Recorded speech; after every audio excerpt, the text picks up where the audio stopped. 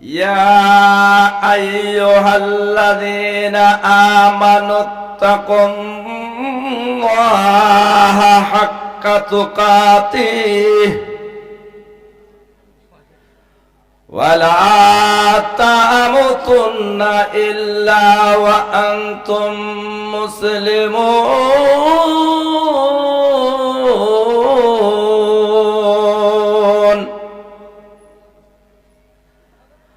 আয়াতের প্রথম অংশে আল্লাহ পাক রব্বুল আলামিন ডাক দিতেছেন আপনাকে আমাকে, হে ইমানদার বান্দাগণ, তোমরা আল্লাহকে ভয় করো, এই প্রকারে ভয় করো যেই পরিমাণ আল্লাহকে ভয় করা দরকার। আয়াতের শেষ অংশে আল্লাহ পাক রব্বুল আলামিন ফরমাইতেছেন তোমরা মৃত্যুবরণ করো না মুসলমান না হওয়া পর্যন্ত। উপস্থিত দিনদার মুসলমান, সম্ভবত আল্লাহ পাক রব্বুল আলামিন এই উসিলায় তাকে মাফ করে দিয়েছেন। সাথে সাথে পেছন দিক থেকে ওই মুদি দোকানে বলতেছে, এই ছাত্র বন্ধু যা বলেছে সত্যি বলেছে। 3 রাত্র আগে এই যুবক 1 টিন কেরোসিন এনেছে। আমি জিজ্ঞাসা করেছি এত কেরোসিন কেন? জবাবে সে বলেছে একটা এতিম অসহায় বাচ্চা কোরআন তেলাওয়াত করতে পারে না কেরোসিনের জন্য, সুতরাং তার কেরোসিনের যোগান আমি দেব, ওয়াদা দিয়েছি। এই উসিলায় আল্লাহ পাক রব্বুল আলামিন এই যুবককে মাফ করে দিয়েছে। জোরে কোন সুবহানাল্লাহ। একজন কোরআন তেলাওয়াতের কারীর এই সেবার কারণে যদি আল্লাহ পাক রব্বুল আলামিন একজন পাপী নামি দামি পাপিষ্ঠ ব্যক্তিকে মাফ করতে পারে, আমরা যদি এই ইবতিদায়ী হাফিজিয়া মাদ্রাসার সেবায় সুস্পর্শা জান মাল দিয়ে আমাদের আপ্রাণ প্রচেষ্টার দ্বারাতে যদি আমরা এই কোরআনের ঘরের খেদমত করতে পারি, হতে পারে আল্লাহ পাক রব্বুল আলামিন আমাদেরকে মাফ করতে পারে কি পারে না, কি বলেন?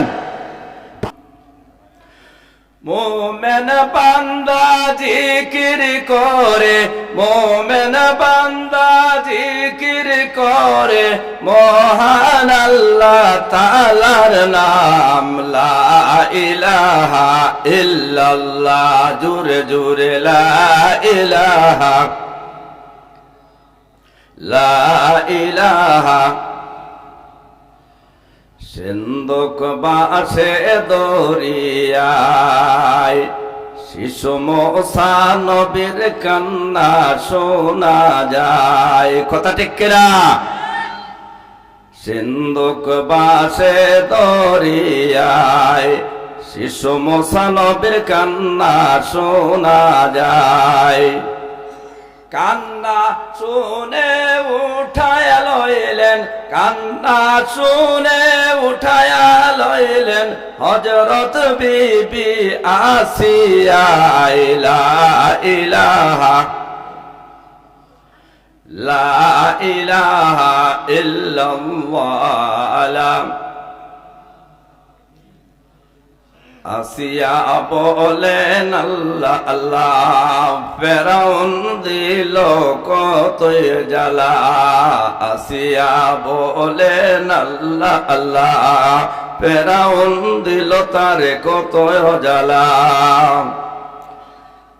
আসিয়া বলে জীবন তাকিতে, আসিয়া বলে জীবন তাকিতে সারিব না ইল্লাল্লাহ। লা ইলাহা ইল্লাল্লাহ, লা ইলাহা ইল্লাল্লাহ মুহাম্মাদুর রাসূলুল্লাহ সাল্লাল্লাহু আলাইহি ওয়াসাল্লাম। আতামুতুন্না ইল্লা ওয়া আনতুম মুসলিমুন। বারাকাল্লাহু লানা ওয়া লাকুম ফিল কুরআনিল আযীম। ونفعنا إياكم بالآيات والذكر الحكيم. صلى الله على سيدنا ومولانا محمدا عبده ورسوله بلغ العلا بكماله كشف الدجى بجماله حسنت جميع خصاله صلوا عليه وآله لا إله إلا الله لا إله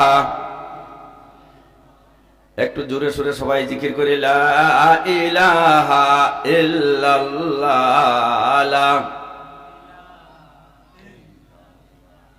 আসমান করে আসমানের কাম জমিন করে জমিনের কাম আসমান করে আসমানের কাম জমিন করে জমিনের কাম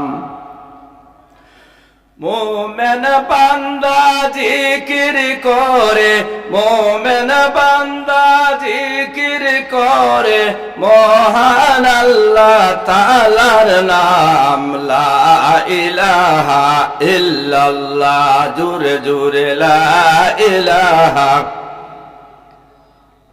লা ইলাহা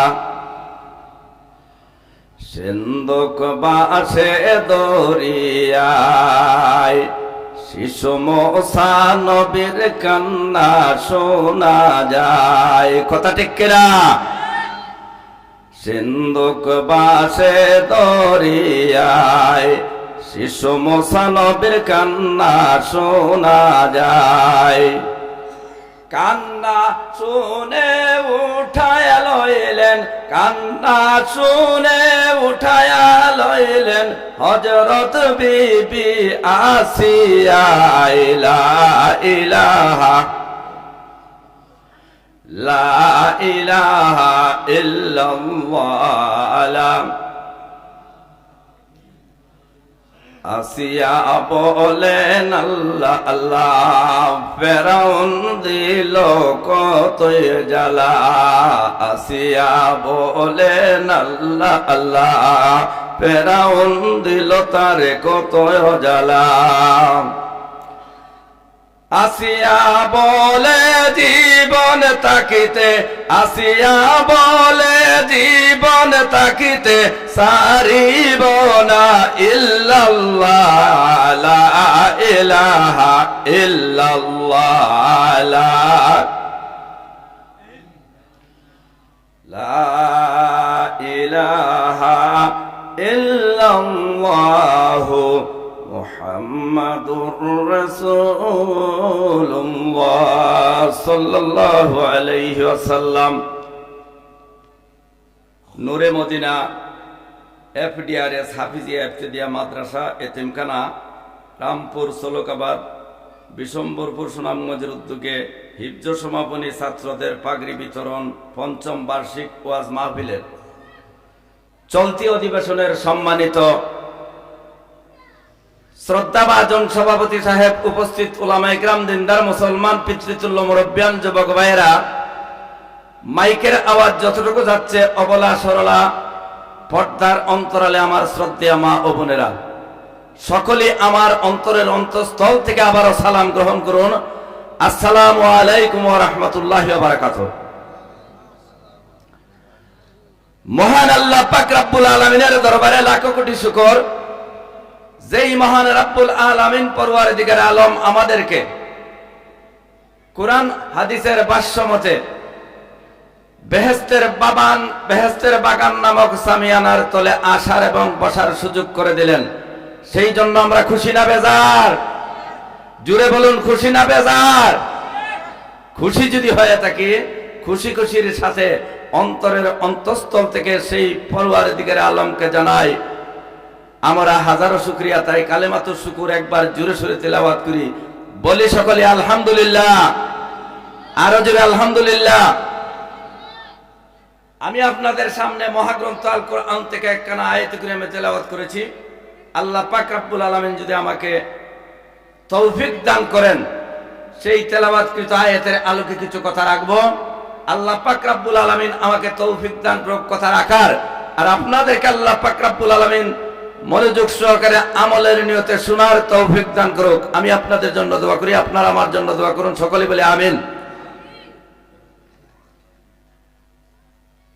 আমি আপনাদের সামনে যে আয়াতে কারিমা তিলাওয়াত করেছি, আল্লাহ পাক রব্বুল আলামিন এই আয়াতে কারিমার প্রথমাংশেই দুনিয়ার মুমিন বান্দা বান্দীদিগকে লক্ষ্য করে বলতেছেন, ইয়া আইয়ুহাল্লাযীনা আমানুত্তাকুল্লাহা হাক্কা তুকাতিহি ওয়ালা তামুতুন্না ইল্লা ওয়া আনতুম মুসলিমুন।